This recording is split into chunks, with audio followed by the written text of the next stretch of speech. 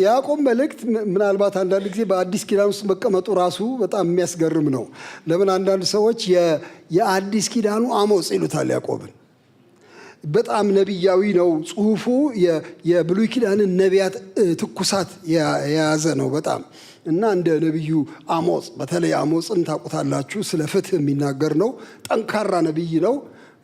ወዮላችሁ እያለ ልዩ ልዩ ነገዶችንና አገሮችን የሚያስጠነቅቅ ነው። ያዕቆብም እንደሱ ነው። ስለዚህ በአዲስ ኪዳን ውስጥ ድንገት የመጣ ነቢይ ነው የሚመስለው እና በጣም ኃይለኛ ብርቱ መልእክት ይዞ ነው የሚናገረው። እኔ ወደዋለሁኝ፣ እናንተም ትወዱታላችሁ። ይሄንን በጣም ጥሩ መጽሐፍ ነው ብዬ እኔ እላለሁኝ። እርግጥ ይሄ ጽሁፍ ምናልባት እንዲሁ ትንሽ ዳራ ለመስጠት ዙሪያ ገባውን ዝም ብሎ ትንሽ ሀሳብ ለመስጠት ለመነሻ እንዲሆነን፣ ይሄ መጽሐፍ ብዙ ውዝግብ ያስነሳ መጽሐፍ ነው። በነገራችን ላይ በብዙ መንገድ ውዝግብ አለበት። አንደኛ የጻፈው ሰውዬ እርግጥ ያዕቆብ ነው ወይ የሚል ጥያቄ አለ። የትኛው ያዕቆብ የሚል ውዝግብ አለ። እሱ ብቻ አይደለም።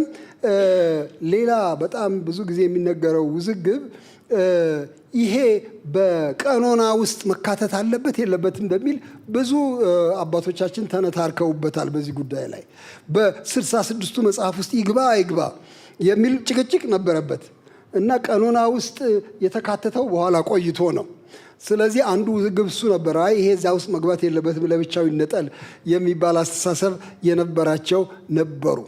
እሱ ብቻ አይደለም። አንድ ወጥ መልእክት አለ ወይ ዝም ብሎ የመልእክቶች ቁርጥራጭ የተለጠፈበት መጽሐፍ ነው የሚልም ንግግር በየቦታው ነበረ። ስለዚህ እንደዚህ በጣም የሚወዛገቡ አስተሳሰቦች አሉ ከዚህ መጽሐፍ ጋር በተያያዘ። አንዳንዶች የእምነት አባቶች እንኳ የሃይማኖት መሪዎች የነበሩቱ ለመቀበል የተቸገሩ አንዳንድ ሰዎች ነበሩ። ለምሳሌ ማርቲን ሉተር በጣም እንግዲህ ስለሱ ሲነገር ነው የምሰማው። ማርቲን ሉተር በጣም እንደምታውቁት ትኩረቱ እምነት ላይ እንደነበር ታውቃላችሁ። እግዚአብሔር ልቤን ነካኝ የሚለው የሮሜ መጽሐፍን አንብቦ እንደሆነ ታውቃላችሁ። ሮሜ ላይ በተለይ በእምነት መጽደቅ የሚለውን ነገር በስራ ሳይሆን በእምነት ስለመጽደቅ የተነገረው ነገር በጣም ልቡን ይዞታል እና ይህን ሲሰብክ ነው የኖረው፣ ሲያስተምር ነው የኖረው። ከነበረበት የካቶሊክ ቤተክርስቲያን በተሐድሶ አማካይነት የወጣውም አንድም በዚህ ነው እና ለሱ እምነትን የሚያሳንስ መሰለው ሲያየው፣ ስራ ላይ በጣም የሚያተኩር መሰለው ያዕቆብን እና እንዲያው በግማሽ ልብ ነው ለማስተናገድ የሞከረው። እንዲያውም አንድ ቦታ ላይ ትንሽ የተዛባ ደብዳቤ ብሎ ሁሉ እንደጠራው ሰምቻለሁ። አሜታ ከሆነ ይቅርታ ጠይቃለሁ። ግን እስከዚህ ድረስ እንዳሰበ ሉተር ይነገርለታል። ግን እኔ ትንሽ የተዛባ ሳይሆን በእውነት አይምሬ የሆነ መጽሐፍ ነው። ምንም አይምርም፣ ቀጥታ ነው የሚናገረው። እሱ ትንሽ ሊያስደነግጥ ይችላል። ቢሆንም ግን የሚፈውስ መጽሐፍ እንደሆነ በጣም የታወቀ ነው። እሺ፣ አንድ ሰው ስለዚህ የጻፈው የሰውየውን ስም አልያዝኩም መቼም፣ ግን ምን ይላል? በዚህ ደብዳቤ ውስጥ የየትኛውም ደካማ ተሸናፊ ልፍስፍስ ክርስቲያን ሕሊና የሚሸነቁጥ የሚያባንን በቂ መርፌ ያለበት ብሎ ይላል። እንደዚህ ነው የሚናገረው። መጽሐፉን ያዕቆብ መልእክት እንደ ጭድ ይመስለውና ወይም የተከመረ ሳር ይመስለውና ሳሩ ውስጥ ግን መርፌዎች አሉ፣ የማይታዩ መርፌዎች ብሎ ይላል እና ማንኛውም እንቅልፋም ክርስቲያን ድንገት ሲነካው ጠቅ የሚያደርገው መርፌ የሞላበት መጽሐፍ ነው ብሎ ይላል እና እውነትም ለመባንን ነው አሁን የምንማረው ማለት ነው። የፈዘዝንበት ቦታ ካለ ድንገት እንድነቃ የሚያስተምር መጽሐፍ እንደሆነ ማየት ይቻላል። ዋና ዓላማው ተግባራዊ ኑሮን ማበረታታት ነው። የያዕቆብ መልእክት ዝም ብላችሁ እየተናገራችሁ አትኑሩ፣ አምናለሁ እያላችሁ ዝም ብላችሁ አትኑሩ። በተግባር የሚታይ እምነት ይታይ በህይወታችሁ ውስጥ፣ በአንደበታችሁ፣ በመንፈሳዊ ህይወታችሁ፣ በኑሯችሁ፣ በግንኙነታችሁ የሚታይ የሚጨበጥ ተግባራዊ እውነት ላይ አትኩሩ። ፍልስፍናዊ ቅመራ ላይ ሳይሆን ተግባራዊ ኑሮ ላይ እሱ ላይ አትኩሩ እያለ በጣም በጥንካሬ የሚናገር መጽሐፍ እንደሆነ እናውቃለን። በዚህ አቅጣጫ ነው የምናየው። ይሄ የያዕቆብ መልእክት ከሌሎቹ መጽሐፍት ጋር በተለይ በአዲስ ኪዳን ጠቅላላ ደብዳቤዎች የሚባሉ አሉ። ጀነራል ኤፒስትልስ የሚባሉ ማለት በተለይ ለአንድ ወገን ያልተጻፈ ማለት ነው። አንዳንድ ጽሁፎች በተለይ ይሆናል። ለምሳሌ እንዴት አይነት ጽሁፍ ማለት ይቻላል? አሁን ለምሳሌ ለፊልሞና የተጻፈ ደብዳቤ አለ። ወደ ቀኝ ወደ ግራ ተወስዱትም ፊልሞና የሚባል ሰው አለ። ለሱ ነው የተነጣጠረው። እንደሱ አይነት ደብዳቤ አይደለም ይሄ ጀነራል ኤፒስልስ እንደሚባለው፣ ለምሳሌ የኤፌሶን መልእክት እንደሚባለው ለብዙ ሰዎች ሊደርስ የሚችል መልእክት ነው። እንደሱ አይነት ደብዳቤ ከሚባሉት ውስጥ ነው። አንዳንድ የነገረ መለኮት ሰዎች፣ መጽሐፍ ቅዱስ የሚያጠኑ ሰዎች ምን ይላሉ? የጳውሎስን ደብዳቤዎች ያዩና ያዕቆብን ደግሞ ያዩና ሁለቱን ያነጻጽሯቸዋል። እና ምን ይላሉ? ጳውሎስ ያተኮረበት አንድ መስመር አለ። ያ መስመር ወደ አንድ ወገን እንዳያጋድል ሚዛን የሰጠ መጽሐፍ ነው ያዕቆብ ብለው ያስባሉ። እንደምታውቁት ለምን ጳውሎስ በሕግ ስራ ሳይሆን በእምነት እንደሚጸደቅ ሰው በክርስቶስ በማመን ብቻ እንደሚጸድቅ ይሄንን በጣም አድርጎ አስምሮበታል፣ ደጋግሞ እና ያዕቆብ ይሄንን ተቀብሎ ግን ደግሞ ስራ ደግሞ እንደሚያስፈልግ ደግሞ የተናገረበት መጽሐፍ ነው ብለው ይላሉ። ግን አንድ ነገር ምናልባት መናገር የሚያስፈልገው የመጽሐፍ ቅዱስ ተመራማሪዎች ጳውሎስ ከጻፈ በኋላ የጻፈው አይደለም የያዕቆብ መልእክት። ስለዚህ ለጳውሎስ የሰጠው አሽሙራዊ ምላሽ አይደለም ብለው ይላሉ። ይቅርታ ስለዚህ ቋንቋ። ጳውሎስን በቃ አሁንስ አበዛኸው ብሎ የጻፈው ደብዳቤ አይደለም። ምክንያቱም ቀደም ብሎ ነው የጻፈው ያዕቆብ ብለው ይላሉ። በ48 ዓመተ ምህረት ገደማ ነው የተጻፈው የሚባለው። ያን ጊዜ ጳውሎስ እነዚያን ደብዳቤዎቹን አልጻፈም። ስለዚህ ቀድሞ የጻፈው ያዕቆብ ከሆነ እንግዲያው ጳውሎስን እያሰብ አይደለም የጻፈው፣ አጠቃላይ መልእክት ነው የጻፈው እና በሁለቱ መካከል ሙግት የለም፣ ጠብም የለም ብለው ይላሉ። እውነትም ጠብ የለም፣ ምንም ጠብ የለም።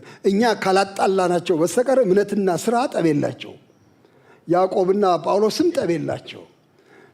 እውነተኛ እምነት በስራ የሚገለጥ ነው። ስራ አያድንም፣ ግን ደግሞ የምናምን ሰዎች ሁሉ ደግሞ በበጎ ስራ እንድንጸና መጽሐፍ ቅዱስ ሌላም ቦታ ይናገራል። ስለዚህ እርስ በርሱ ኮምፕሊሜንት የሚደራረግ ወይም የሚሟሉ ናቸው ጳውሎስ እና ያዕቆብ እንጂ የሚጣሉ አይደሉም። ያዕቆብ በመልእክቱ ይሄንን በጣም የሚያጎላ ስለሆነ ነው። ያው እንደምታውቁት እነዚህ ጸሐፊዎች፣ እነዚህ ሐዋርያት የየራሳቸው አንግል፣ የየራሳቸው አቅጣጫ አላቸው። ጴጥሮስ ተስፋ ላይ በጣም ያተኩራል። የምታውቁት ነው። ተስፋ እንደሚጠብቀን ሕያው ተስፋ እንዳለን በጣም በደብዳቤዎች ውስጥ ያጎላል። ዮሐንስ ፍቅር ላይ ያተኩራል። ታውቃላችሁ፣ እባካችሁ ተዋደዱ፣ ሌላ ትእዛዝ የለችም ይህች ናት ያለችው ብሎ ፍቅር ላይ በጣም አድርጎ ሲናገር ታዩታላችሁ። ጳውሎስ እምነት ላይ እንደምታውቁት ሲናገር ታዩታላችሁ። ይሁዳ እውነተኛ ትምህርት ላይ፣ ንጽህና ላይ ሲናገር ታዩታላችሁ። ያዕቆብ ተግባራዊ ኑሮ ላይ ደግሞ ሲናገር ታዩታላችሁ። ስለዚህ የየራሳቸው ጌታ የሰጣቸው መልእክቶች እንዳሉ ታያላችሁ። እና ይህንን ስመለከት እኔ በአሁኑ ጊዜም እግዚአብሔር በተለያዩ ወንድሞችና እህቶች በኩል መልእክቱን ያስተላልፋል። ሁሉ አንድ አይነት እንዲሆኑ መጠበቅ ልክ አይደለም ባይ ነኝ። መንፈስ ቅዱስ እንደቃኛቸው ውስጣቸው ላይ እንዳከበደው መጠን ነው የሚናገሩት እና ከአንዱ አንድ ነገር ከሌላው አንድ ነገር እያገኘን እኛ እንታነጻለን። እና ያዕቆብም ትኩረት እዚያ ላይ እንደነበረ ለማሳየት ብዬ ነው። ማን ነው እሱ ያዕቆብ? ይሄ ጸሐፊ ማን ነው? ያዕቆብ መልእክት የጻፈው የትኛው ያዕቆብ የሚል ጥያቄ ይነሳል። የትኛው ያዕቆብ በጣም አነጋጋሪ ነው። እሱም ራሱ መጽሐፍ ቅዱስ ላይ በያዕቆብነት የተጠሩ ሌሎች ሰዎች ስላሉ 4 ሰዎች አሉ። እኔ ወረቀት ላይ ያገኘሁት የዘብዴዎስ ልጅ የዮሐንስ ወንድም ያዕቆብ የሚባል እንደሆነ ታውቃላችሁ እናንተ። ማርቆስ 1:19 ላይ አለ። እሱ የዘብዴዎስ ከወለዳቸው ልጆች መካከል አንዱ ነው። ወንድምየው አለ ዮሐንስ፣ የእሱ ወንድም ነው ያዕቆብ። እሱ ነው ወይ የጻፈው የሚል ጥያቄ ይነሳል። አንዳንዶች እንደሚሉት እሱ በሐዋርያት ሥራ 12 ላይ በኢየሩሳሌም ከተማ የተሰዋው ያዕቆብ ሳይሆን አይቀርም ብለው ይላሉ። ስለዚህ እሱ አይደለም የጻፈው ብለው ያስባሉ። ሌላው አንድ የእልፌዎስ ልጅ ያዕቆብ የሚባል ማርቆስ 3:18 ላይ ደግሞ የሚገኝ አለ። እሱ ደግሞ አይደለም፣ እሱም ሊሆን አይችልም ብለው ይላሉ። ምክንያቱም ብዙ ቦታ ላይ ልዩ ልዩ እንቅስቃሴ አታዩበትም እና ይህን ጽሑፍ ጽፏል ለማለት ብዙ አይታሰብም። የይሁዳ አባትም ያዕቆብ ይባላል። ሉቃስ 6:16 ላይ ይገኛል ይሄ ታሪክ። የይሁዳ አባት እንደሆነ ብቻ ነው የሚነገር እንጂ ጉልህ አስተዋጽኦ በቤተ ክርስቲያን እንደነበረው ምንም የምናውቀው ነገር ስለሌለ እሱም ነው ለማለት አይቻልም። ሌላ አራተኛ ሰው የጌታችን ግማሽ ወንድም የሆነው ያዕቆብ ነው። ግማሽ ወንድም ማለት በእናቱ በኩል የማርያም ልጅ ሳይሆን አይቀርም፣ ወንድሙ ነው የሚለው የጌታ የኢየሱስ ክርስቶስ ወንድም፣ የሥጋ ወንድሙ በእናቱ በኩል እሱ ሳይሆን አይቀርም ይሄ ያዕቆብ የሚባል ሐሳብ አለ። ምክንያቱም ይሄው ያዕቆብ በኢየሩሳሌም ቤተ ክርስቲያን ዋና መሪ ነበረ። ታስታውሱ እንደሆነ ሐዋርያት ሥራ ምዕራፍ 15 ላይ ውዝግብ ተነስቶ ነገረ መለኮታዊ ውዝግብ ተነስቶ ያንን ለመፍታት ጉባኤ ሲጠራ ሰብሳቢው ያዕቆብ ነበረ።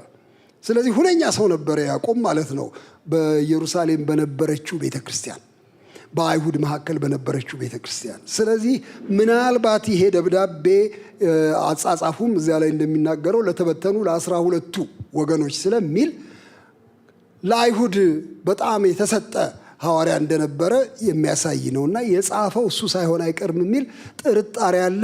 እኔም ይሄን ጥርጣሬ የበለጠ መቀበል ነው የሚመቸኝ ከሌሎቹ ይልቅ ማለት ነው። ለማንኛውም ያዕቆብ ነው የጻፈው። ያዕቆብ የሚባል ሰው ነው የጻፈው። ሐዋርያ እንደሆነ እዚያ ላይ ምልክት አለ። እሱ ይሄን ደብዳቤ እንደጻፈ እንመለከታለን። ይሄ ሰው የጻፈበት ዘመን እንግዲህ ቅድም እንዳልኩት ድህረ ልደተ ክርስቶስ 45-48 በዚህ መካከል ባለው ጊዜ ነው የተጻፈው ነው የሚባለው። በጊዜ ነው የተጻፈው። በእውነት ከሌሎቹ የአዲስ ኪዳን ጽሑፎች ጋር ሲተያይ ለምሳሌ አሁን ዮሐንስ ወደ 90 ዓመተ ምህረት ገደማ፣ ምናልባት ጳውሎስ አብዛኞቹ ጽሑፎቹን በ56 በ62 ምናምን ዓመተ ምህረት ገደማ ነው ጻፉ የሚባሉት። ግን ይሄ 45-48 ካለ በጣም ቀደም ብሎ የተጻፈ ጽሑፍ እንደሆነ መጠቆም ይቻላል ብዬ አስባለሁ። ተቀባዮቹ የጽሑፉ ያመኑት አይሁድ እንደሆኑ ያስታውቃል። 12ቱ ወገኖች ስለሚል 12ቱ ወገኖች አይሁድ የሚጠሩበት ስም ነው። 12 ነገዶች ስለነበሯቸው ስለዚህ ለእነሱ የተጻፈው፣ ግን ለክርስቲያኖች እንደተጻፈ ስለሚያሳይ ዝም ብሎ በአጠቃላይ ለነገዶቹ አይደለም፣ በጌታ ለሆኑ አይሁድ የተጻፈ ደብዳቤ እንደሆነ ማየት እንችላለን። ቅድምም እንዳነሳሁት የቀኖና ክርክር ነበረበት። እስከ 4ኛው 5ኛው ምዕተ ዓመት ድረስ አንዳንዶቹ በመጽሐፍ ቅዱሳቸው ውስጥ አላካተቱትም ነበር ያዕቆብን። ይሄ ማለት ወደ 400 ዓመተ ምህረት ገደማ ድረስ አልነበረም በ66ቱ መጽሐፍ ዝርዝር ውስጥ። በኋላ ግን እየጸና እንደሄደ ይሄንን ይተርካሉ። በኢየሩሳሌም ከተማና በእስክንድሪያ በሁለቱ ግን አስቀድሞም ቢሆን ሰዎች እንደ ቅዱስ መጽሐፍ ወስደው ያጠኑት ያነቡት እንደነበር የሚተርክ ታሪክ አለ። ይሄን ያህል ካልኩኝ ይበቃል ብዬ አስባለሁ። ዙሪያውን ነው አሁን የዞርኩት። ይሄ መጽሐፍ ማን ጻፈው፣ እንዴት ተጻፈ፣ መቼ ተጻፈ፣ ለማን ተጻፈ፣ ምን ዋና መልእክት አለው እያልን የዘረዘር ነው። አሁን ትንሽ ጠጋ ብለን ወደ መጽሐፉ ብንሄድ ጥሩ ይመስለኛል። እስካሁን ደጃፉን ነው። አሁን ወደ መጽሐፉ እንዝለቅና መጽሐፉ በእጃችሁ ያለ ይመስለኛል። ያዕቆብ መልእክት የያዛችሁ ይመስለኛል፣ ወይም በስልክም ቢሆን ይዛችኋል። ወደዚያ እንግባና እስቲ እንመልከተው ይሄን መጽሐፍ። በእውነት በአንድ ወገን ፈታኝነት አለው ይሄ መጽሐፍ። ፈታኝነቱ ምንድን ነው? አንድ አንቀጽ ታነቡና አንድ ዋና ነገር ይዣለሁ ስትሉ የሚቀጥለው አንቀጽ ሌላ ነገር የሚተርክ ይመስላችኋል። አይ ይሄን እንዴት ነው ማያይዘው ደግሞ ትላላችሁ። የሚቀጥለው አንቀጽ ደግሞ ያንን የተወውን እንደገና ሲያነሳው ደግሞ ታገኛላችሁ። ይሄ ትንሽ ፈተና አለበት። የአጻጻፍ ስልቱ ይለያያል። ሁሉ ጸሐፊ አንድ አይነት አይደለም። እውነት ለመናገር ሐዋርያው ጳውሎስ የጀመረው አንድ ነገር ካለው እሱን እስከ መጨረሻው ድረስ ይጎተጉታል። ያው ታውቁታላችሁ። ስለዚህ ፍሰት አለው፣ አትቸገሩም። ሌሎቹ አሁን ጴጥሮስም የሚጽፈው እንደዚሁ ይጀምርና ሌላ ደግሞ በመካከል ይገባል ሐሳብ፣ ደግሞ እንደገና ይመለስበታል። አንዳንድ የጽሑፍ አጥኚዎች የሚሉት ይሄ የዕብራውያን ባህል ሳይሆን አይቀርም ብለው ይላሉ። ዕብራውያን የአጻጻፍ ስልታቸው ዙሪያ ግጥም ነው ብለው ይላሉ። ዙሪያ ግጥም ማለት ምን ማለት ነው? ሳይክሊክ ነው። አንድ ሐሳብ ይነሳና ይነገራል። ከዚያ ደግሞ ለጊዜው ሌላ ሐሳብ የገባ ይመስላል፣ ግን ዞሮ ደግሞ እንደገና ይገጥማል፣ እንደገና ዞሮ ይመለስበታል። እንደዚህ ባለ መንገድ ነው የሚጽፉት። የግሪኮች አስተሳሰብ እንደሱ አይደለም፣ ሊኒየር ነው። የነሱ ሳይክሊክ አይደለም። ሊኒየር ማለት ቀጥታ መስመራዊ ነው። ከአንድ ቦታ ይነሳና እየገሰገሰ ወደ አንድ ቦታ ለመድረስ ነው የሚቸኩለው። በመካከል ምንም አያስገባም። ጳውሎስ ለምሳሌ የግሪክ ተጽዕኖ እንዳለበት ታያላችሁ። ሎጂክ እየሰጠ እስከ መጨረሻው በአንድ ሐሳብ ላይ ይጽፋል ብለው የሚሉ አሉ። እንግዲህ ወደዚያ ውዝግብ አሁን እናንተን አላስገባም፣ ግን ሐሳቡን እንዲሁ ለመናገር ነው። ስለዚህ ሁለቱም አይነት አጻጻፍ ጥሩ ነው። በእውነት ልዩ ልዩ ሰባኮች አሉ፣ ልዩ ልዩ መምህራን አሉ። አንድ አይነት አይደሉም። አለመሆናቸው ወንጀልም አይደለም፣ ምንም አይደለም። እንዲያውም ምናልባት ጥሩ ነው ለአንዳንዶቻችን። አንዳንዶቹ የበለጠ ይስባሉ። ስለዚህ በዚህ አይነት እንደጻፈው መገመት እንችላለን። ይሄን ካልኩኝ እንግዲህ ወደ መጽሐፉ ልምጣ። እንግዲህ በዚህ በቀደመው ትርጉም ላይ በነባሩ ትርጉም በሚባለው የአማርኛ ከጴጥሮስ ከዮሐንስም መልእክት በኋላ ነው የጴጥሮስ የያዕቆብ መልእክት ያለው። ግን በአዲሱ መደበኛ ትርጉም አብዛኞቹን የእንግሊዝኛ እንትኖች ይከተላል፣ መስመር ይከተላል። ከጴጥሮስም ከዮሐንስም መጽሐፍ ቀድሞ ነው የሚመጣ ያዕቆብ። በዚህ በነባሩ ግን አሁን እንዳልኳችሁ ወደ ኋላ ነው የሚመጣው የሐዋርያው ያዕቆብ መልእክት። እሱን እንግዲህ እስቲ እናንብበው። እንደዚህ አደርጋለሁኝ። ምዕራፍ 1 እስከ ቁጥር 15 ድረስ አነብና ከዚያ በኋላ ደግሞ አርፈን ደግሞ የቀረውን እናነባለን። እናንተ አሁንም ምናልባት ካልደከማችሁ እንዲያውም ምናልባት እንዲያውም ደስ ይለኛል መቆም የምትሉ ከሆነ አብረን ቆምና እናነበዋለን። ይህንን የሐዋርያው ያዕቆብ መልእክት ምዕራፍ 1። የእግዚአብሔርና የጌታ የኢየሱስ ክርስቶስ ባሪያ ያዕቆብ ለተበተኑ ለ12ቱ ወገኖች ሰላም ለእናንተ ይሁን። ወንድሞቼ ሆይ የእምነታችሁ መፈተን ትዕግስትን እንዲያደርግላችሁ አውቃችሁ ልዩ ልዩ ፈተና ሲደርስባችሁ እንደ ሙሉ ደስታ ቁጠሩት። ትዕግስትም ምንም የሚጎላችሁ ሳይኖር ፍጹማንና ምሉዓን ትሆኑ ዘንድ ስራውን ይፈጽም። ከእናንተ ግን ማንም ጥበብ ቢጎለው ሳይነቅፍ በልግስና ለሁሉ የሚሰጠውን እግዚአብሔርን ይለምን፣ ለእርሱም ይሰጠዋል። ነገር ግን በምንም ሳይጠራጠር በእምነት ይለምን። የሚጠራጠር ሰው በነፋስ የተገፋና የተነቃነቀ የባህርን ማዕበል ይመስላልና። 2 ሐሳብ ላለው በመንገዱም ሁሉ ለሚወላውል ለዚያ ሰው ከጌታ ዘንድ አንዳች እንዲያገኝ አይምሰለው። የተዋረደው ወንድም ግን በከፍታው ባለጠጋም በውርደቱ ይመካ። እንደ ሳር አበባ ያልፋልና ፀሐይ ከትኩሳት ጋር ይወጣልና ሳርንም ያጠወልጋልና አበባውም ይረግፋልና የመልኩም ውበት ይጠፋልና እንዲሁም ደግሞ ባለጠጋው በመንገዱ ይዝላል። በፈተና የሚጸና ሰው የተባረከ ነው፣ ከተፈተነ በኋላ ለሚወዱት ተስፋ ስለ እርሱ የሰጣቸውን የሕይወትን አክሊል ይቀበላልና። ማንም ሲፈተን በእግዚአብሔር እፈተናለሁ አይበል፣ እግዚአብሔር በክፉ አይፈተንምና እሱ ራሱስ ማንንም አይፈትንም። ነገር ግን እያንዳንዱ በራሱ ምኞት ሲሳብና ሲታለል ይፈተናል። ከዚህ በኋላ ምኞት ጸንሳ ኃጢአትን ትወልዳለች፣ ኃጢአትም ካደገች በኋላ ሞትን ትወልዳለች ይላል። እግዚአብሔር ያክብራችሁ። ቁጭ በሉ።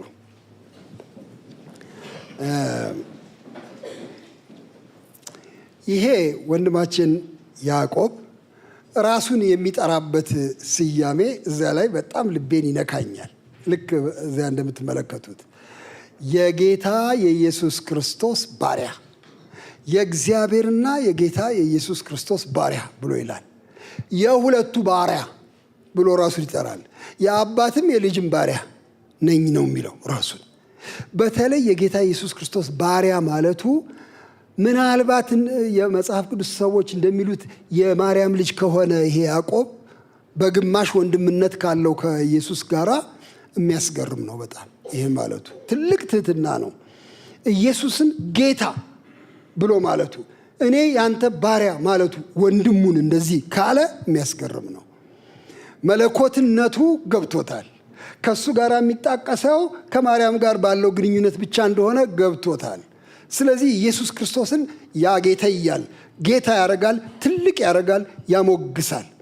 አሁን እንግዲህ በአንድ ወገን ደግሞ ስናየው የሥላሴ ጥቁምታ ያለው ይመስለኛል። ጥቁምታ አሉዥን ያለው ይመስለኛል። ለምንድን ነው እንደዚህ የምለው? በአንድ ጊዜ ሁለት ጌቶች እንዴት ያነሳል?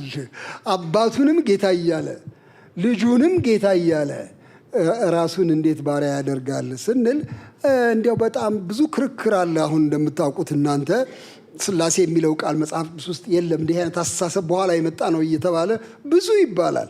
ግን የሚጠቁሙ አንዳንድ ነገሮች አሉና አንዱ ይሄ ነው። እኩል ለሁለቱም ባሪያ እንደሆነ ራሱን ያቀርባል ያዕቆብና የትህትና መንገድ እንደሆነ እመለከታለሁኝ። ከዚያ ለተበተኑቱ ለ12 ወገኖች ይላል። ምን በተናቸው ሚል ጥያቄ ሳይመጣ አይቀርም።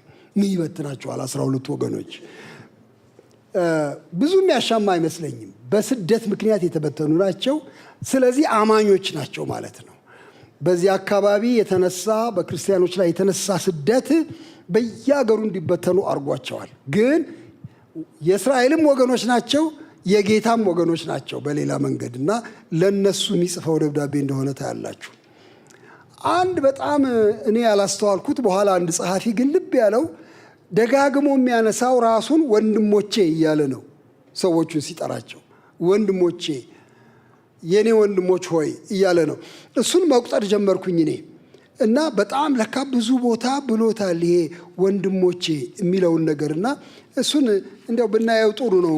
ምናልባት የሚያሳየን ነገርም ይኖራል ብዬ ገምታለሁኝ እኔ። ለምሳሌ ምዕራፍ 1 ቁጥር 2 ላይ ወንድሞቼ ሆይ ብሎ ይላል። እንደገና ደግሞ ዝቅ ብሎ አሁንም እዚያው ምዕራፍ 1 ላይ ቁጥር ስንት መሆኑ ነው? ቁጥር 16 ላይ እንደገና ያነሳል። የተወደዳችሁ ወንድሞቼ ሆይ ብሎ ይላል። ምዕራፍ 2 ቁጥር 1 ላይ ወንድሞቼ ሆይ ብሎ ይላል። ቁጥር 14 ላይ እንደዚሁ ወንድሞች ሆይ ብሎ ነው የሚናገረው። ወንድሞቼ ሆይ ብሎ ይናገራል። ምዕራፍ 4 ቁጥር 11 ላይም እንደዚሁ ታገኙታላችሁ። ወንድሞች ሆይ ብሎ ይላል። ምዕራፍ 5 ቁጥር 7 ላይ እንግዲህ ወንድሞች ሆይ፣ እንደገና ቁጥር 12 ላይ ከሁሉም በፊት ወንድሞቼ ሆይ ይላል። ይሄ ወንድሞች የሚለው የሚያሳየው በአንድ ወገን ያዕቆብ ከሚጽፍላቸው ሰዎች ጋር ያለውን ዝምድና ነው የሚያሳየው። እሱ ከላይ ሆኖ ወደ ታች የሚናገር ሰው አይደለም። ወንድሞቹ ናቸው። ቢያስጠነቅቃቸው፣ ቢወቅሳቸው፣ ቢያጽናናቸው ወንድሞቹ ናቸው። በአንድ ወገን እሱ ራሱ የይሁዲ ከመሆኑ የተነሳ፣ በሌላ ወገን ግን ትልቁ ግንኙነታቸው በኢየሱስ ክርስቶስ የተገኙ ወንድሞች ስለሆኑ ወንድሞች ሆይ እያለ ደጋግሞ ይህን ሲያነሳ እናየዋለን። ምንድን ነው የሚጽፍላቸው? መልእክቱ ምንድን ነው? እኔ 5ቱ ምዕራፍ 5 ልዩ ልዩ ትኩረቶች ያሏቸው ይመስለኛል። 5ቱም እንዲያው ትንሽ ብቻ በጥድፊያ ብቻ ትንሽ ነገር ልናገርና ወደ ምዕራፍ 1 ልመለስ እፈልጋለሁ። ምዕራፍ 1 ላይ ተደጋግሞ የሚነሳውን ልብ ብላችሁት እንደሆነ ፈተና የሚል ቃል ነው። ፈተና። ስለዚህ በፈተና የሚጸና የሚል ሀሳብ ነው የሚነሳው። በፈተና ጽኑ ነው መልእክቱ ምዕራፍ 1 ላይ። ወደዚያ ማትኮር እንችላለን ብዬ እላለሁ። ምዕራፍ 2 ላይ በተለይ ስለ ግንኙነት ያነሳና እምነታችሁ ተግባራዊ ይሁን፣ ወንድሞችን ውደዷቸው፣ ግን በቃል ብቻ አትውደዱ፣ በተግባር አሳዩ ብሎ ተግባራዊ ባልንጀርነትን፣ ወንድማዊነትን፣ በስራ የተገለጠ ፍቅርን ነው የሚያበረታታው። ምዕራፍ 3 ላይ ስትሄዱ ስለ አንደበት ነው የሚናገረው። ታውቁታላችሁ፣ የታወቀ ምዕራፍ ነው። ምዕራፍ 3 ሁላችሁ ተናጋሪዎች አትሁኑ፣ አንደበት እሳት ነው የሚለው ምዕራፍ ነው። እሱ ስለ ተግባቦት፣ ስለ ኮሚኒኬሽን፣ በተለይ ስለ አንደበት የተሰጠ ማሳሰቢያ እንደሆነ ታያላችሁ። ምዕራፍ 4 ሲጀምር ጦርና ጠብ ከወዴት ነው የሚመጡት በመካከላችሁ ምን ያጣላችኋል ብሎ ስለ ጠብ እና ስለ ሰላም ነው የሚናገረው። የሰላምን መንገድ ነው የሚያሳየው። ምዕራፍ 5 ጸልዩ ነው የሚለው። እግዚአብሔር ቅርብ ነው፣ ይሰማችኋል፣ ጸልዩ፣ ይመልሳል። የኢዮብንም እንኳን መልሷል። ጸልዩ፣ የታመመ ቢኖር ይጸለይለት፣ የእምነት ጸሎት ድውዩን ይፈውሳል ብሎ ተአምኖ እግዚአብሔርን ነው የሚናገረው። ስለዚህ 5ቱ ምዕራፎች የየራሳቸው ዋና ዋና መልእክት አላቸው ብዬ አስባለሁ። ቢያንስ ለእኛ እንዲመች በእነዚህ ምዕራፎች ብንሄድ ሳይሻል አይቀርም እላለሁ። ይሄ ማለት አንዱ ምዕራፍ ውስጥ ያለ ሌላ ጋር የለም ማለት አይደለም፣ ግን የሚጎላውን እሱን ለማጉላት ብለን ነው። የዛሬው ጉልህ ዋና ሀሳብ ጽናት ነው። ጽኑ፣ በፈተና ጽኑ። ስለ ፈተና ነው የሚናገረው። ስለ እሱ ትንሽ አብረን እንድነጋገር ነው የምጋብዛችሁ ዛሬ ማለት ነው። በፈተና መጽናት። ሁለት አይነት ፈተና ይናገራል። በተራ በተራ እናያቸዋለን። ሐዋርያው ያዕቆብ ስለ ሁለት አይነት ፈተና ነው። ፈተናን ሁሉ በአንድ ድምስስ አድርጎ በቃ ፈተና ፈተና ነው አይደለም የሚለው፣ አይነቱ ይለያያል ብሎ ሁለት አይነት ፈተና ነው የሚናገረው። ስለ ሁለቱም እናወራለን። ግን የመጀመሪያው ፈተና ቅድም እንዳልኩት ለክርስቶስ በመቆም ምክንያት በጌታ ምክንያት የሚመጣ ስድብ፣ ስደት፣ መከራ፣ ጭንቀት፣ እንግልት፣ ስቃይ እንዴት ማለፍ እንዳለባቸው፣ እንዴት ጸንተው መቆየት እንዳለባቸው የሚያስተምረው ክፍል ነው የመጀመሪያው። ምን ይላል እዚያ ላይ? እንዲህ ይላል። በጣም የሚያስገርም ነገር። ልዩ ልዩ ፈተና ይላል እዚያ ላይ ቁጥር 2 ወንድሞቼ ሆይ የእምነታችሁ መፈተን ትዕግስትን እንዲያደርግላችሁ አውቃችሁ ልዩ ልዩ ፈተና ሲደርስባችሁ እንደ ሙሉ ደስታ ቁጠሩት ብሎ ነው የሚናገረው። አስደንጋጭ ንግግር ነው። ፈተናን እንደምን ውሰዱት? እንደ ደስታ። ያውም እንደምን አይነት ደስታ? እንደ ሙሉ እንደ ተሟላ ደስታ ቁጠሩት ይላል። ይሄ በጣም የጭካኔ ንግግር ነው የሚመስለው። ፈተና እንደ ፈተና ነው እንጂ መውሰድ፣ እንደ አንገብጋቢ ፈተና ነው እንጂ መውሰድ፣ እንደ መከራ ነው እንጂ ማየት እንዴት ደስታ እንደ ደስታ ቁጠሩት ይላል። በጣም የሚያስገርም ነገር ነው። ያውም እንደ ሙሉ ደስታ ቁጠሩት ይላል። በነገራችን ላይ መድኃኒታችንም እንደዚህ ብሏል አላለም? ስለ ስሜ በውሸት ሰዎች ሲያሳድዷችሁ፣ መከራ ሲያሳዩአችሁ 10 መስመር አውጡና ግንባራችሁ ላይ ቆዝሙ ይላል። ቄሱ እንደሱ ይላል? አረ ከቶ ብሎ አይልም፣ በፍጹም አይልም። ስለ እኔ እንደዚህ መከራ ሲያሳዩአችሁ ደስ ይበላችሁ ነው የሚለው። የሚገርም ነገር የጌታ ዘይቤ ነው ይሄ። በፈተና በመከራ ደስ ይበላችሁ። በተለይ በእኔ ምክንያት፣ በእምነት ምክንያት። እዚህም የሚለው የእምነታችሁ መፈተን ነው የሚለው። በሱ ምክንያት የሚደርስባችሁ ማንኛውም አይነት መከራ እንደ ሙሉ ደስታ ቁጠሩት ይላል። ይሄንኑ ጴጥሮስ ያስተጋባል። ታውቃላችሁ፣ አንደኛ ጴጥሮስ ምዕራፍ 4 ላይ ሌባ እንደምትሆኑ መከራ ብትቀበሉ እሱ ያሳዝናል ይላል። በሰው ነገር ገቢዎች ሆናችሁ መከራ ብትቀበሉ፣ በሆነ ምክንያት መከራ ቢደርስባችሁ ያሳዝናል እሱ። መቼም እንደሱ አልላችሁም። እንደ ክርስቲያን ግን መከራ ብትቀበሉ ደስ ይበላችሁ። እንዲያውም መከራ በምትቀበሉበት ልክ አይደለም የሚለው፣ በሱ መጠን ደስ ይበላችሁ ይላል። አንድ ጥፊ ከተመታችሁ የጥፊ ደስታ ይሰማችሁ። 2 ቡጢ ብትመቱ የቡጢውን ያህል ደስታ ይጨምርላችሁ ነው። በምትካፈሉበት የክርስቶስን መከራ በምትካፈሉበት ልክ ደስ ይበላችሁ ነው የሚለው። ይሄ በጣም ክርስቲያናዊ ነው። በጣም ሌሎች ሃይማኖቶች ውስጥ እንደዚህ አታዩ። እውነት ለመናገር እንደዚህ አታገኙ። ወይ ተበቀል ነው የሚለው፣ እንደምንም ቀን ጠብቀህ ተበቀል ነው የሚለው፣ አለዚያም ጥርስህን ነክሰህ ቻለው ነው የሚለው። በቃ ሄደው ያለው በሃይማኖቶች ውስጥ የቅርብ ምስራቆቹ ተበቀል ነው፣ ሰይፍ ይሰጧቸዋል። የሩቅ ምስራቆቹ ደግሞ ጥርስ ንከስ፣ ይሄ ራሱ አንድ ትልቅ ነገር ነው ብለው ነው የሚሏችሁ። ጌታችን ኢየሱስ ክርስቶስ ግን አዲስ ኪዳን ግን እንደ ደስታ ቁጠሩት ይላል። በጣም ራዲካል የሆነ አስተሳሰብ ነው ይሄ። እንደ ሙሉ ደስታ ቁጠሩት። ለምንድን ነው እንደ ሙሉ ደስታ ቁጠሩት የሚለው? ከበስተኋላው ዓላማ ስላለው ነው። እግዚአብሔር ይባረክ። የሚሰራው ስራ ስላለው ነው። ዱብዳ አይደለም ፈተና። በክርስቲያን ላይ የሚደርስ ልዩ ልዩ ፈተና ዝም ብሎ ከሰማይ የተንከባለለ፣ አሁን የመሬት መንሸራተት ይባላል። አሁን ሰሞኑን መከራችን ያሳየናል። ያው በየቦታው ታውቃላችሁ። ዝም ብሎ የተንሸራተተ ዕዳ አይደለም። በላያችሁ ላይ ታስቦበት የተላከ የሚጠቅማችሁ ነው። በዚህ ምክንያት እንደ ሙሉ ደስታ ቁጠሩት ይላል። እግዚአብሔር የተባረከ ይሁን። ትርጉም ይሰጣል ለመከራ መጽሐፍ ቅዱስ። አዲስ ኪዳን ትርጉም ይሰጣል። በተለይ በእምነት ምክንያት ለሚመጣ መከራ አይነቱ ብዙ ነው። ልዩ ልዩ ያለው ለዚህ ነው። ልዩ ልዩ ፈተና ሲደርስባችሁ እንደ ሙሉ ደስታ ቁጠሩት። ለምን ከተባለ ይኸው ግልጥ አድርጎ ነው የሚናገረው። ለምንድን ነው እንደ ደስታ የምቀበለው ከተባለ ስራውን ስሙ የሚለው እንዲህ ይላል። ትዕግስት ምንም የሚጎላችሁ ሳይኖር ፍጹማንና ምሉዓን ትሆኑ ዘንድ ስራውን ይፈጽም። የእምነታችሁ መፈተን ትዕግስት እንዲያደርግላችሁ አውቃችሁ ነው የሚለው። እንግዲያው መከራ ወይም ፈተና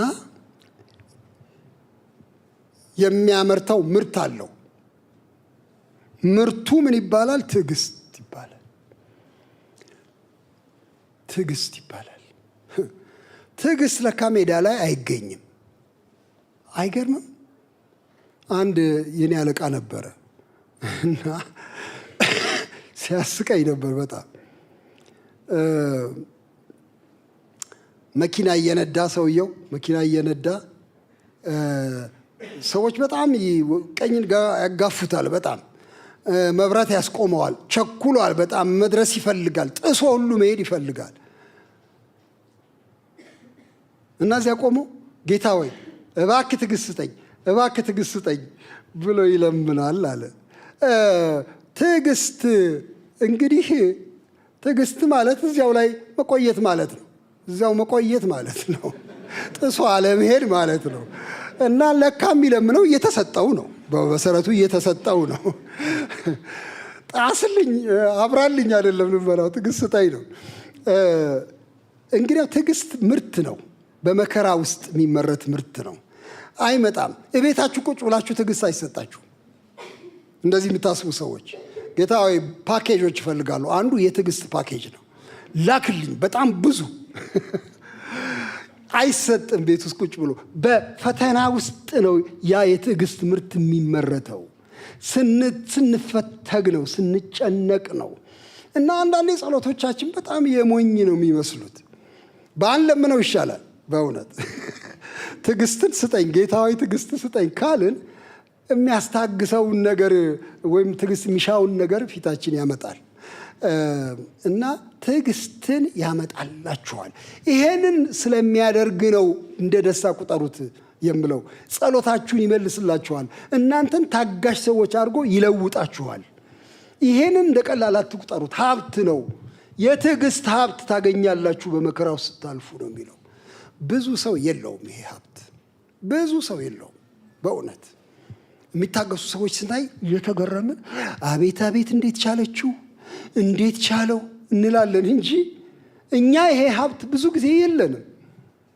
ሀብቱ የእናንተ እንዲሆን ፍቀዱ። ይሄን መከራ ነው የሚለው። ፍቀዱት፣ ግድ የለም ፍቀዱት። ግን ትዕግስት ምን ያደርጋል? ትዕግስት ብቻውን ኪስ ይሞላል ወይ? ምን ያደርጋል ትዕግስት? ይኸው በጣም የሚያስገርም ነገር ነው የሚናገረው። ይሄ ትዕግስት የሚባለው ቅመም እናንተ ምን ያደርጋችኋል? ምንም የማይጎድላችሁ ፍጹማን ምሉዓን ትሆኑ ዘንድ ይሰራል።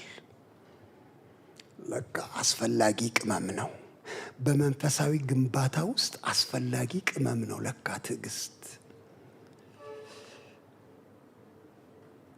በጣም መንፈሳዊ መሆን እንፈልጋለን። የሚገርም ነገር እኮ ነው። ሁላችን ጌታ ሆይ እኔ በጣም መንፈሳዊ ሰው መሆን እፈልጋለሁ። ያለ ቅመሙ አይሆንም።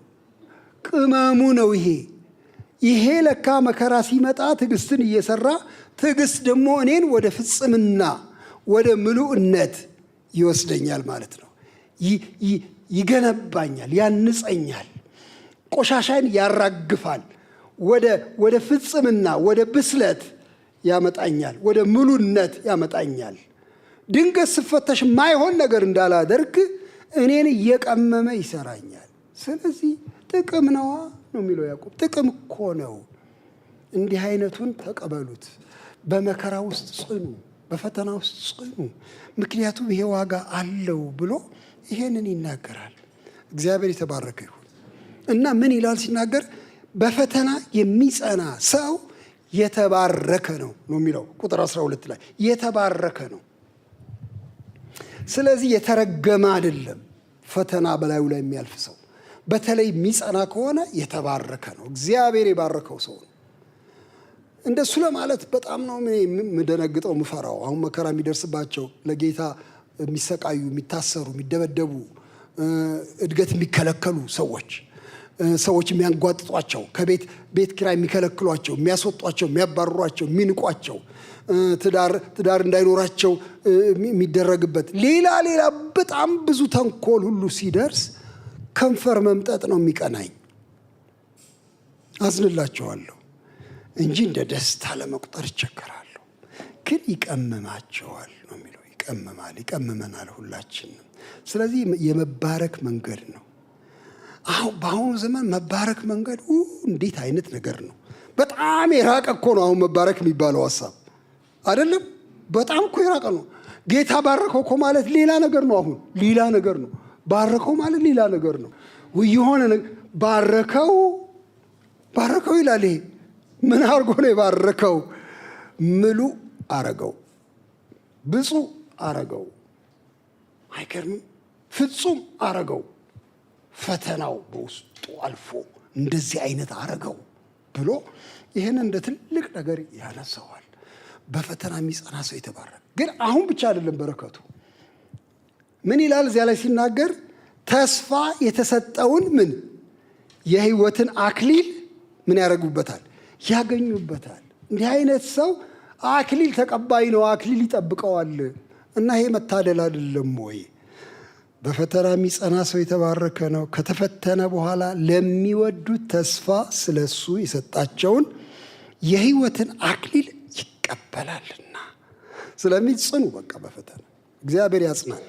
በእውነት ፈተናን ፈልጉት አይልም። እንደው ማስጠንቀቂያ፣ ኧረ እንደው ጌታ እኔ ዝም ብዬ ሳልፈተን እስከ ዛሬ ድረስ ቁጭ ብዬ ምንድነው ነገሩ ብላችሁ ፈልጉት አይልም። አንለምንም ፈተናን። የመጣ እንደሁ ግን በደስታ አስተናግዱት።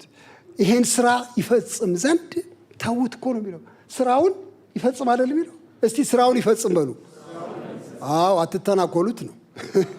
ይፈጽም ስራውን በህይወታችሁ ውስጥ ይስራ ይሄ ነገር ብሎ ይሄንን ነገር ሲናገር ታያላችሁ።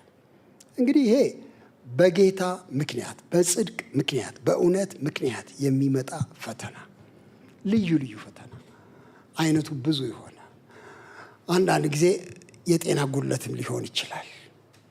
አንዳንድ ጊዜ የሀብት ማጣት ሊሆን ይችላል። አንዳንድ ጊዜ የስም መጥፋት ሊሆን ይችላል። አንዳንድ ጊዜ ብቸኝነት ሊሆን ይችላል። ልዩ ፈተና ሲያጋጥማችሁ ጽኑ ብሎ ይላል። ግን ፈተና ይሄ ብቻ ነው ወይ? አይደለም። ሌላ አይነት ደግሞ አለ። ስለሱ ትንሽ ማንሳት እፈልጋለሁ። ምን አይነት ፈተና አለ? ይሄው ቁጥር 13 ላይ ያነሳዋል። ይሄን ፈተና ማንም ሲፈተን በእግዚአብሔር እፈተናለሁ አይበል፣ እግዚአብሔር በክፉ አይፈተንምና እሱ ራሱስ ማንንም አይፈትንም። ነገር ግን እያንዳንዱ በራሱ ምኞት ሲሳብ እና ሲታለል ይፈተናል። ከዚህ በኋላ ምኞት ጸንሳ ኃጢአትን ትወልዳለች፣ ኃጢአትም ካደገች በኋላ ሞትን ትወልዳለች ይላል። ሌላ አይነት ነው ይሄ ፈተና። የእንግሊዝኛው ቃል ምናልባት ትንሽ ይረዳ ይሆናል። ሁለቱን ይለያያቸዋል። ቴስት እና ቴምፕቴሽን በሚል ይለያቸዋል። ቴስት የሚለው ቅድም እንዳልነው እግዚአብሔር በእምነታችን ምክንያት የሚፈቅደው ፈተና ሊሆን ይችላል። አንድ ሰው አም ቢንግ ቴስትድ እየተፈተንኩ ነው ሲል እንደዚህ ባለ መንገድ መከራ እየተቀበልኩ ነው ማለቱ ነው። ቴምፕትድ የሚለው ቴምፕቴሽን እየተታለልኩ፣ እየተወሰድኩ፣ እየተገፋሁ ነው የሚል ነው ወደ ክፉ። እሱ ሌላ አይነት ነው እና ይሄ ሁለተኛውን አይነት በአማርኛው አይለየውም። ሁለቱንም ፈተና ነው የሚለው። እዚህ እንደምንመለከተው የግሪኩን አላጣራሁም። በሚቀጥለው ስንገናኝ ማጣራቴን አጣሩ እናንተ። ምናልባት አንድ ቃልም ሊሆን ይችላል። ግን እዚህ ላይ እንደምናየው ይሄኛ ሁለተኛው አይነት ፈተና እግዚአብሔር የሚያደርገው ወይም የሚያመጣው ፈተና አይደለም። ሰውየው የሚጎትተው ፈተና ነው። ራሱ የሚጎተው ፈተና እዚህ እንደምንመለከተው ማንም ሲፈተን በእግዚአብሔር እፈተናለሁ አይበል፣ ሰበቡን በእግዚአብሔር ላይ አያድርግ። አንድ ሰውዬ አስታውሳለሁኝ ብዙ ሲነገር ከሰማው ቆይቷል። ምሳሌውን መረቡን ይዞ በሰንበት ቀን ወደ ባህር ዳርቻ ሲሄድ አግኝተውታል ጓደኞቹ። በሰንበት ስራ የለም፣ አሳ ማጥመድ የለም በዚያ ባህል እና እሱ ግን መረቡን ከኋላው አድርጎ ይሄዳል በሰንበት ቀን። እንዴ ምን ነካ አንተ? ቀኑ እኮ ሰንበት ነው፣ አሁን ለስራ ልትወጣ ነው፣ ልታጠምድ ነው ይሉታል። አይ ኧረ አይደለም፣ እኔ ማለቴ ያስኩት እንደው ድንገት ቢፈትነኝ ድንገት ብፈተን ብዬ ነው ብሎ ይላቸዋል። ይቺ መፈተን ቴምፕትድ መሆን ከሰውየው ጋር የተያዘች ናት። ሰውየው ራሱ ሲፈቅድ የሚሆን ነገር። እግዚአብሔር ግን አይፈትንም። ሁለት ቃል ነው የሚናገረው። እግዚአብሔር በክፉ አይፈተንም ይላል። ምን ማለት ነው? ክፉ ለማድረግ እግዚአብሔር አይዳዳውም። እግዚአብሔር ክፉ ለማድረግ አይነሳሳም። በሰው ላይ ክፉ ላድርግ፣ እስቲ ይህን ሰውዬ አንድ መከራ ውስጥ አስገብቼ ላስጨንቀው በሚል እግዚአብሔር እንደዚህ አይነት ነገር ውስጥ አይገባም። እስቲ አንዲት የተዋበች ልጅ ላምጣና መከራውን ላሳየው ለምሳሌ አይልም እግዚአብሔር። እንደዚህ አይነት አይመጣበትም እግዚአብሔር ዘንድ። በክፉ አይፈተንም እግዚአብሔር። ክፉ ባህሪው አይደለም ክፋት። በኋላ እናየዋለን። እግዚአብሔር ውስጥ ክፋት የሚባል የለም። ስለዚህ በዚህ አይፈተንም። እኛ ልንፈተን እንችላለን። በነገራችን ላይ እስቲ ይሄንን ጉረኛ ሰውዬ ቆይ ልኩም ባላሳየው ብዬ ልል እችላለሁ። እኔ ሊመጣብኝ ይችላል። ጉድጓድ ቆፍሬ መረብ ላዩ ላይ ጥዬ በቃ እስቲ ተሻገራ ይቺ በጣም ለስላሳ መሬት ልለው እችላለሁ። በክፉ እፈተናለሁ። እኔ ወንድሜን ለመጣል የማይሆን ምክር በመስጠት መንገድ በማሳሳት ጭንቅ ውስጥ እንዲገባ ላደርግ ይችላል። እግዚአብሔር በክፉ አይፈተንም። የጌታ ስም የተባረከ ይሁን። እሱ አለመፈተኑ ብቻ ሳይሆን ሰውንም በክፉ አይፈትንም። እንድንወድቅ ብሎ እግዚአብሔር አያሰናዳም ወጥመድ። እንዲህ አይነት ነገር የለው። ይኸው ያዕቆብ እንደሱ ነው የሚለው። እሱስ ማንንም አይፈትንም። ታዲያ እንዴት ነው ይህ ሁሉ ፈተና እኛ የሚመጣብን? የስጋ ፈተና ምናምን እንዴት ነው የሚመጣብን? የዝና ፈተና፣ የሀብት ፈተና እንደዚህ የሚያጎሳቁል ከኛ ነው፣ ከሰውየው ነው። እዚያ ላይ የሚናገራቸው ዝርዝሮች አሉ። ምኞት ይለዋል። መነሻው እሱ ነው። ምኞት ዋና ቁጥጥር ምኞት ላይ ነው። አጥፊውም ምኞት ነው። ምኞት ይለዋል እዛ ላይ። እያንዳንዱ ሰው ሲሳብ፣ በራሱ ሀሳብ ሲሳብ፣ ሲታለል ለፈተና ይጋለጣል። ስለዚህ ይሄ መሳብ፣ ይሄ መታለል በምኞት አማካይነት ነው በሰው ውስጥ የሚሰራው። ምኞት ጸንሳ ኃጢአትን ትወልዳለች ይላል። ለም ነው ማህፀኗ የምኞት ትፈለፍላለች ብዙ ኃጢአት። በውስጣችን ምኞት ያድራል። ይህን ባረግ፣ ይህን ባገኝ፣ ይህ የኔ ቢሆን የሚል ምኞት ልባችን ውስጥ ይተራመሳል። እሱ ለፈተና ያጋልጠናል። ዝም ካልነው ኃጢአት ይወለዳል። በነገራችን ላይ ምኞትን እንዳይመጣ ማድረግ ይቻላል ብዬ አላስብም። በቃ አስቸጋሪ ነው እሱ። ምኞት እንደሚበር ወፍ ነው። እንዴት ምን ታረጉታላችሁ? በፍጹም እኔ ወፍ ማየት አልፈልግም ብትሉ መከራችሁን ነው የምታዩት። እንዴት አድርጋችሁ ሽው ትላለች። አትመቷት፣ አትይዟት ነገር በዚህ ሽው ትላለች። ውይ እነዚህ ወፎች ሽው። ምኞት እንደሱ ነው። ሲዞር በናላችን ሲዞር ነው የሚውለው። ግን ሰውየው እንዳሉት ነው። እሺ መብረራቸውን ማቆም አልችልም፣ እኔ ምን አረጋለሁ? ይብረሩ፣ ግን ጎጆ እንዲሰሩ ግን በምንም አይነት አናቴ ላይ አልፈቅድም ይላል ሰዎች። አናቴ ላይ ግን ጎጆ ስትሰራ አልጠብቃትም። ወፊቱን አንቄ ነው ምገላት። መብረሩን ትብረር። ምኞት እንደዚህ በቃ ልባችንን ሲያምስ የኛ ጥንቃቄ እንዳትወልድ ጎጆ እንዳንሰራላት ነው። ጸንሳ ኃጢአትን እንዳትወልድ እንዳናባብላት፣ መጠጊያ እንዳንሰጣት ነው። መጠጊያ እንዳንሰጣት ተቆጡ፣ ኃጢአትንም አታድርጉ፣ በቁጣችሁ ላይ ፀሐይ አይግባ፣ ለዲያብሎስም ፈንታ አትስጡት። እስቲ ፈንታ አትስጡት በሉ። አዎ ስፔስ አትስጡት እኮ ነው። ስራውን እንዲሰራ እንዲፈለፍል ስፔስ አትስጡት። ቁጣ ተነስቷል፣ ልክ ነው፣ ግን አብርዱት። ካቆያችሁት ግን ይፈለፈላል። ምኞት ጸንሳ ኃጢአትን ትወልዳለች ይላል። በኃጢአት ልከበብ ነው። አዎ ግን በኃጢአት መከበብ ብቻ አይደለም። ኃጢአት ደግሞ ካደገች በኋላ ይላል፣ ለካ ይዋለዳሉ። ካደገች በኋላ ሞትን ትወልዳለች ይላል። ሞት? አዎ ሞት።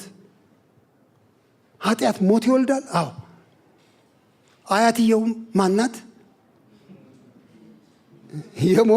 የሞት አያት ሊሆን ነው ማለት ነው።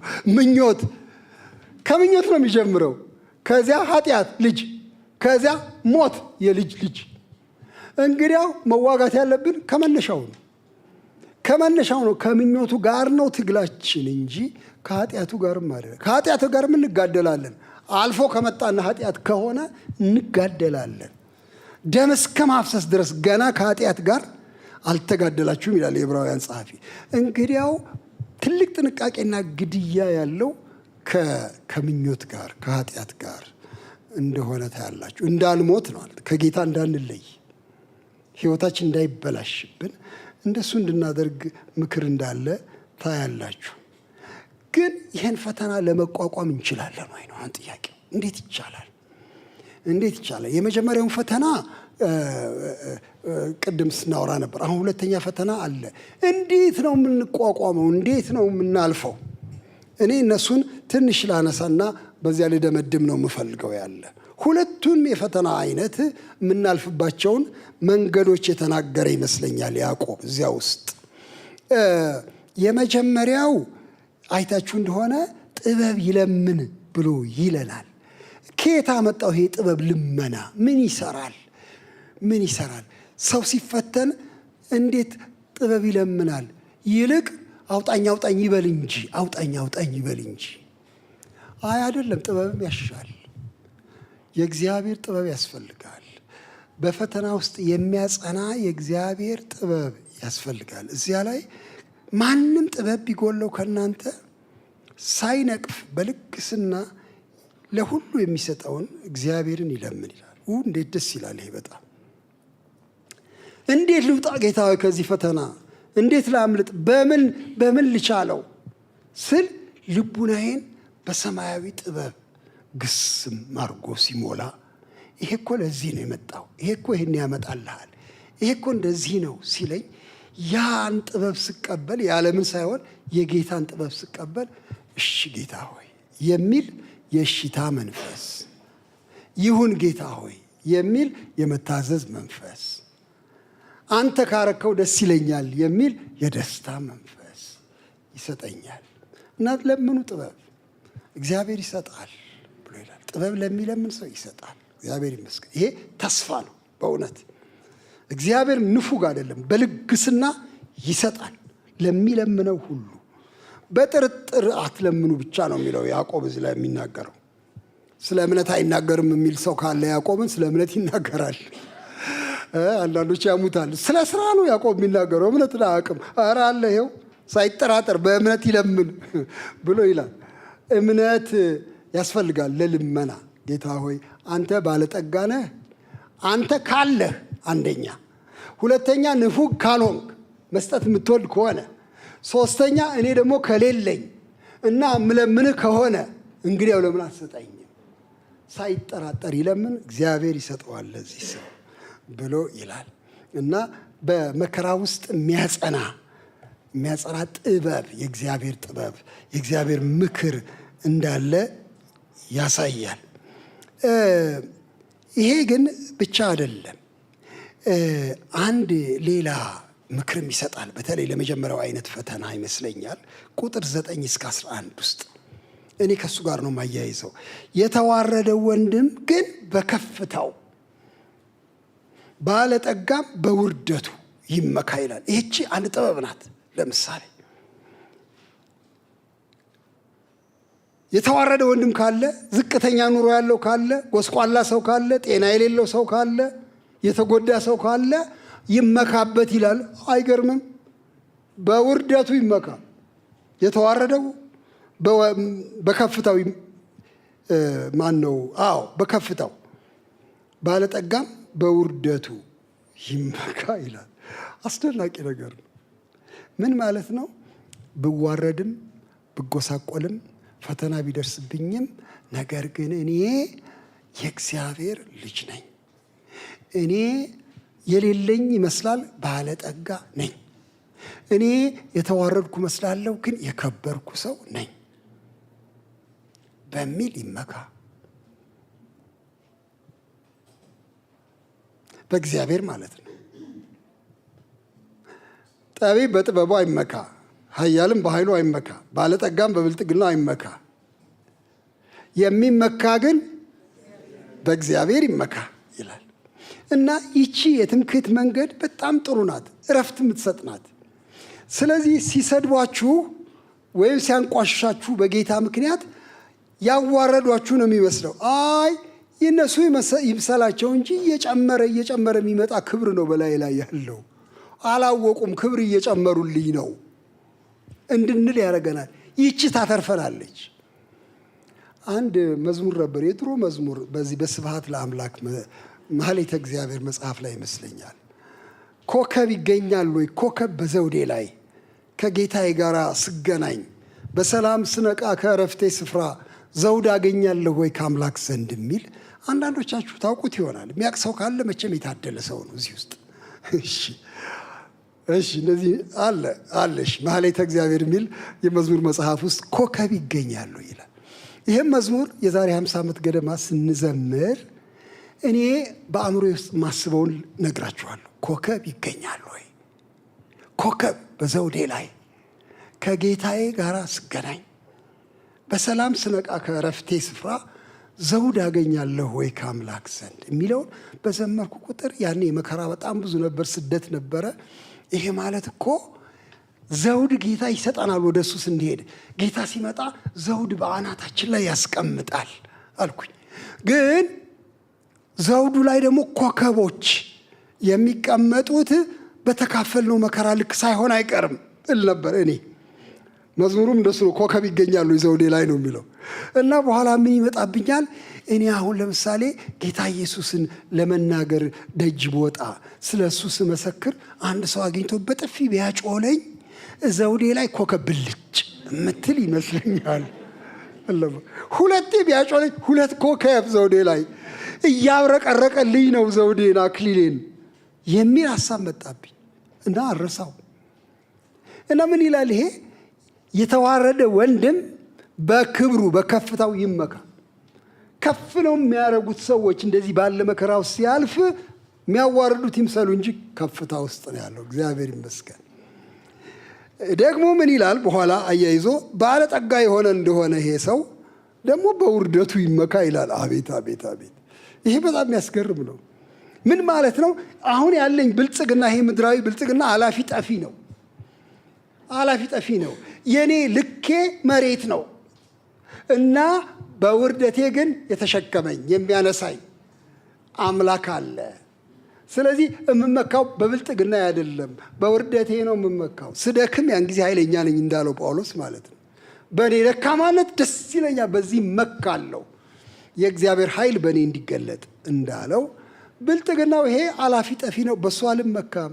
ግን ባዶ የሆንኩ መሆኔን ሳስብ ሳውቅ፣ የእግዚአብሔርን ቸርነት ሳስብ በሱ መካለሁ ብሎ ይሄንን ነገር ይናገር። ምክንያቱም አያይዞ ወዲያው ምን ይላል? እንዲህ ይላል፣ እንደ ሳር አበባ ያልፋል፣ ይጠወልጋል፣ የመልኩ ውበት ይጠፋል። ስለዚህ ምድራዊ በሆነ ዝናም ላይ አልመካም፣ ብልጥግናም ላይ አልመካም። ይሄ ግልግል ይባላል። እንዲህ አይነት ግልግል ያገኘ ሰው በፈተና ለመጽናት ትልቅ ጉልበት አግኝቷል ማለት ነው። ሁለተኛው ፈተናሳ እንዴት ነው የምንወጣው? እሺ እሱን ተናግሬ ላብቃ። ሁለተኛው የፈተና አይነት ይሄ በምኞት እየተታለን እየተሳብን ከዚያ እሱ ጸንሶ ደግሞ ኃጢአት ወልዶ ወደ ሞት የሚነዳው ፈተና በምን እንወጣው የሚለው አንደኛ በእግዚአብሔር መልካምነት በማመን እንወጣው። በእግዚአብሔር መልካምነት ምን ማለት ነው? ይሄ ምን ይላል?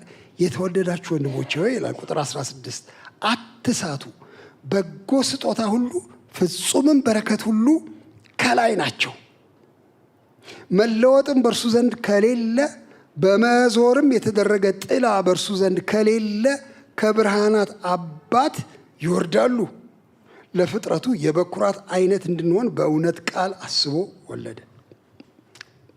በጣም ያስደንቃል። ይሄ ቅርብ ጊዜ ነው አእምሮዬ ያገናዘበልኝ። ለምንድን ነው እንደዚህ የምለው ያለ የውላችሁ ቅድም እግዚአብሔር በክፉ አይፈተንም፣ ማንንም በክፉ አይፈትንም ብሎን ነበረ። ክፋት የለበትም ነው። ይልቁን ምን አይነት ነው አምላክ? ይኸው ስሙ፣ ምን አይነት ነው አምላክ? በጎ ስጦታ የሚሰጥ ፍጹም በረከት የሚሰጥ ከሱ ዘንድ የሚመጡ የማይለወጥ ጥላ የማያርፍበት አምላክ ነው። እሱ የብርሃናት አባት ነው። ስለዚህ ምንም ክፉ ነገር አላደረገብኝም፣ በአምላኬ አምናለሁ፣ መልካም አምላክ ነው በሚል ነው የምወጣው አንዱን ፈተና። ዲያብሎስ ፈተና ሲደርስብን አንድ የሚያወራው ወሬ እናንተ ሳትለምዱት አይቀርም። አሁን በእርግጥ አምላክ ላንተ ያስባል ትላለህ። እንዲያው በእውነት አሁን ስራ ፈቶ አንተን ይወዳል። አሁን አንተን የኔ ባለቤት አያት እስከ ዛሬ ድረስ የሚያስቀኝ ነገር ተናገሩ። አንድ ቀን መቼም አሁን በሕይወት የሉም እሳቸው። ቤት ውስጥ አንድ የኛ ባልንጀራ መጣና ስለ ጌታ ኢየሱስ ሊነግራቸው ፈለገ። በጌታ በኢየሱስ ቢያምኑ ይሻሎታል እርሶ እያለ ይነግራቸዋል ደጋግሞና እሳቸው ሰሙትና እንዴ ታዲያ እኔ በምንድን ነው ማምነው? በሱ አይደል እንዴ ማምነው? በሱ ነው እኮ፣ እሱ እኮ ለዓለሙ ሁሉ ሞቷል ብለው እሳቸው ይህን መንገድ ጀመሩ። በኋላ አይ እኔ የምሎት ምን መሰሎት፣ እንደ ግል አዳኙ አድርገው ጌታ ኢየሱስ የሞተው ለእርሶ ነው። ለምሳሌ አሁን እኔ እማምነው ለእኔ የሞተልኝ ጌታ ኢየሱስ ለእኔ ነው የሞተው አላቸው። ወጣቱ ልጅ ለአንተ ለኩቲው እሱ ለአንተ ይሞታል? አያረገው፣ ለአዳም ነው የሞተው፣ ለአዳም አሉት። እና ስንስቅ ቆየን እስከ ዛሬ። ዲያብሎስ ይኸውላችሁ የሚያስወራው ነገር አለ። እግዚአብሔር እኔን ኩቲውን ያስበኛል እንዴ? እስከዚህ ቁም ነገሩ ነኝ እንዴ? ለሱ ለእነንትና ያድርግ፣ ለእኔ ይኸው የብርሃናት አባት፣ የበጎ ስጦታ ሁሉ ምንጭ፣ የበረከት ሁሉ ምንጭ እግዚአብሔር እንደዚህ አስቡት ነው የሚለው ያዕቆብ። እንደዚህ አስቡት እንጂ ፈታኝና መከራ የሚያሳይ አርጋችሁ አታስቡት።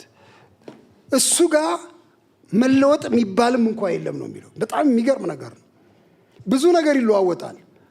አንድ ኦብጀክት ሲቆም፣ አንድ ግዙፍ አካል ሲቆም በላዩ ላይ ብርሃን ሲያርፍበት ብርሃን ያላረፈበቱ ቦታ ጥላ ያጠላበታል። የታወቀ ነገር ነው። ብርሃን የማያሳልፍ ግዘፍ ከሆነ በላዩ ላይ ጥላ ያጠላበታል እና ሰውየው ሲዞር ጥላውም አብሮ ይዞራል። አምላክ ጋር እንደሱ የለም። የኛ አምላክ ጋር ጥላ የሚባል አያውቅም። ሁለንተናው ብርሃን ነው። ምንም ነገር አያገኘውም። ሁልጊዜ ያው ነው። እግዚአብሔር የተባረከ ይሁን።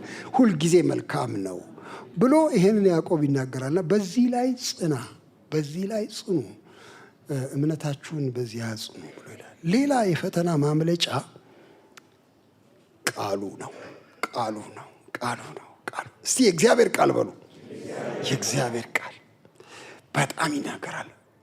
ሐዋርያው ያዕቆብ እንዲህ ይላል፣ የተወደዳችሁ ወንድሞች ሆይ ይላል ቁጥር 19፣ ሰው ሁሉ ለመስማት የፈጠነ ለመናገር የዘገየ ለቁጣ የዘገየ ይሁን።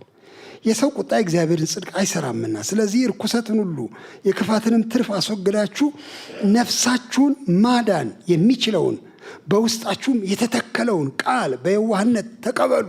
እግዚአብሔር ይባረክ። ይሄ ውስጣችሁ የገባ ቃል በገባችሁ መጠን እሱን በየዋህነት ተቀበሉት።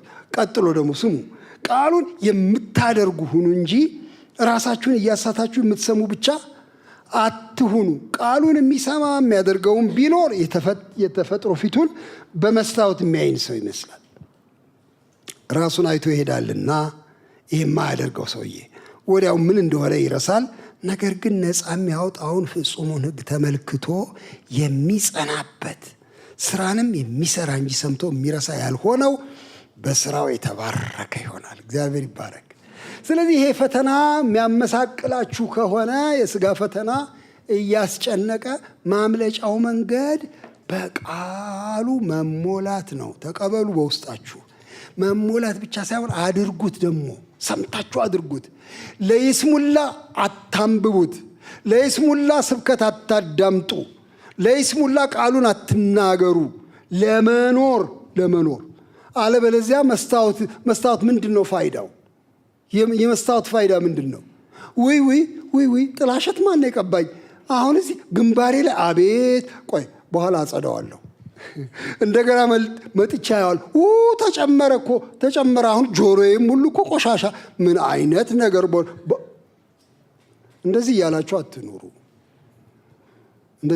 አትኑሩ። አይ በኋላ እንዲያውም ወዴት ሊወስዳችሁ ይችላል። ይሄ መስታወት ልክ አይደለም ብላችሁ ልትሰብሩት ሁሉ ስለምትችሉ አንዳንዴ ከመስታወት ጋር እንጣላለን። እንደዚህ አስጠልታ አይደለሁም። በእውነት መስታወቱ አንድ ነገር ሆኗል። አይ አይደለም። መስታወቱን ተቀበሉትና ይልቅ ጽዳት አድርጉ ነው የሚለው። የምታደርጉን እንጂ ዝም ብላችሁ እየሰማችሁ አትኑሩ ብሎ ይህን ምክር ይሰጣል።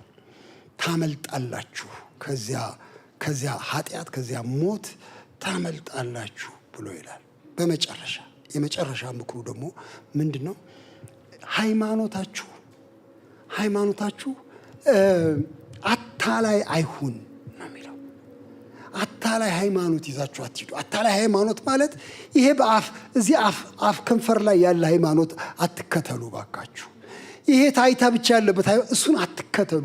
እሱ መታለል ይባላል። አምላክ አይታለልም፣ ራሳችሁ ነው የምታታለሉት ይላል። ይኸው አንደበቱን ሳይገታ ልቡን እያሳተ ነው የሚለው። ልቡን እያሳተ እግዚአብሔርን የሚያመልክ የሚመስለው ማንም ቢኖር የእርሱ አምልኮ ከንቱ ነው። ሽንገላ ያለበት እምነት እግዚአብሔርን ማሳት አይችልም። ራሱን ግን እያሳተ ደህና ነኝ እያለ የሚኖር ሰው ከንቱ ነው የእሱ አምልኮ። ታዲያ ምንድን ነው ንጹሕ አምልኮ? ይኸው ምንድን ነው ኦቴንቲክ የሆነ እምነት፣ እውነተኛ እምነት፣ እውነተኛ አምልኮ፣ እውነተኛ መንፈሳዊነት? ይኸው በሁለት ዋና ሀሳቦች ገልጦታል። ሁለት ዋና ሀሳቦች። ንጹሕ የሆነ ነውር የሌለበት አምልኮ በእግዚአብሔር አብ ዘንድ ይህ ነው። አንደኛ ወላጆች የሌላቸውን ልጆች ባልቴቶችንም በመከራቸው መጠየቅ፣ ተግባራዊ ኑሮ ማለት ነው። በቃ እውነተኛ አምልኮ ይሄ ነው። በተግባር የሚታይ የሚበላ ያጣ ትንሽ ሕፃን የሚበላውን ስትሰጡት እያመለካችሁ ነው። ሕያው አምልኮ፣ ቅዱስ አምልኮ ነው። ቤቷ ተዘግታ ሳል የሚያርገበግባት አሮጊት ምሳዋን ያልበላች ሴትዮ እማማ እንዴት ዋሉ ብሎ ትንሽ ቆሎ ይዞ መሄድ እውነተኛ አምልኮ ነው። እሱ እውነተኛ አምልኮ በቃ አመለኩ ማለት እሱ ነው። አይገርምም? 4 ሰዓት የፈጀ የመዝሙር ድግስ ቤተ ክርስቲያን ውስጥ ከማድረግ ለ30 ደቂቃ የታመመ ሰው ባስታመም አምልኮ ነው። እውነተኛ አምልኮ። ሁለተኛ በዓለም ከሚገኝ እድፍ ሰውነቱን መጠበቅ ይላል። ምን ማለት ነው ይሄ? ለኃጢአት ራስን አለማጋለጥ። ዓለሙ በእድፍ የተሞላ ነው ይላል መጽሐፍ። ይሄ ዓለም ብዙ እድፍ አለው፣ ምንም ጥያቄ የለውም። በዩቲዩብ ላይ እድፍ አለ፣ በቴሌቪዥኑ ላይ እድፍ አለ፣ በጎረቤት የቡና ጨዋታ ላይ እድፍ አለ፣ መንገዱ ላይ እድፍ ነው፣ መስሪያ ቤቱ ውስጥ፣ ትምህርት ቤቱ ውስጥ፣ ሰፈር፣ ጎረቤት ቤት ውስጥ በእድፍ የተሞላ ዓለም ነው። በዓለም ከሚገኝ እድፍ ራስን መጠበቅ፣ ሰውነትን መጠበቅ ከእግዚአብሔር ጋር ንጹህ ግንኙነት፣ ከሰው ጋርም ሰላማዊ ግንኙነት፣ ጠቃሚ ግንኙነት ስታደርጉ እሱ እውነተኛ ሃይማኖት ይባላል፣ እውነተኛ አምልኮ ይባላል። በዚህ አይነት ትጠበቃላችሁ ብሎ ይህን ምክር ሲሰጥ አያለሁ። እና ወገኖቼ ዛሬ እንግዲህ በአጭር ቃል ስለ ፈተና ያዕቆብ የነገረን የሰማ ነው። ለሁለቱም አይነት ፈተና በጣም ጥሩ ምክር ሰጥቶናል። በእምነት ምክንያት በጽድቅ ምክንያት ለሚመጣ ጽናት፣ በኃጢአት መታለል ለሚመጣ በር መዝጋት፣ እነዚህ መንገዶች ናቸው። ለዓለም ራስን ከማጋለጥ ይልቅ ለቃሉ መስታወት ራስን መግለጥ፣ በዚህ መንገድ ፈተናን ታልፋላችሁ ብሎ ይሄ ምክር ይሰጠናል። እግዚአብሔር የተባረከ ይሁን። እንጸልይና እንጨርስ።